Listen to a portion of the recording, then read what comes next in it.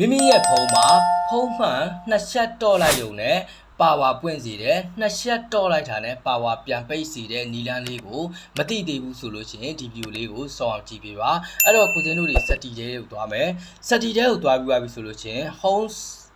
screen and lock screen ပေါ့နော်အဲ့ဒါလေးကိုတစ်ချက်နှိပ်ပေးလိုက်မယ်အဲ့ဒါလေးကိုနှိပ်ပေးပြီးသွားပြီဆိုလို့ရှိရင်တော့ကိုစင်းတို့တွေက double tap to lock ဆိုတဲ့ကောင်လေးကို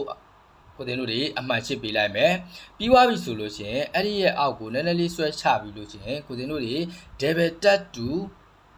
off ဆိုတဲ့ကောင်လေးပေါ့နော်ဒါလေးကိုကိုတင်တို့တွေတစ်ချက်ဒီကောင်လေးကိုကစားပေးမယ်ပေါ့နော်အဲ့တော့မြင်သာအောင်ကြည့်လိုက်ပေါ့နော်မြင်သာအောင်ကိုတင်တို့တွေကြည့်လိုက်ပါဒီမှာတစ်ခုပြီးလို့ရှိရင်တော့ဒီအပေါ်မှာတစ်ခုပေါ့နော်ဒီအပေါ်မှာတစ်ခုဖြစ်ပါတယ်ဒီနေရာမှာတစ်ခုဖြစ်ပါတယ်အဲ့တော့ဒါလေးကိုကိုတင်တို့တွေတေချာအောင်ကြည့်ပေါ့နော်ပြီးသွားပြီဆိုလို့ရှိရင်ကိုစင်းတို့တွေဒီပါပေါ့နော်ဒီထက်ကနေပြန်ပြီးတော့ထွက်လိုက်မယ်ထွက်ပြီးသွားပြီဆိုလို့ရှိရင်နှစ်ချက်တောက်လိုက်တာနဲ့သူကပြန်ပြီးတော့ပွင့်လာမှာပေါ့နော်ပိတ်သွားမှာပေါ့နော်ကိုစင်းကခုနကလက်နှစ်ချောင်းနဲ့လှုပ်လို့နော်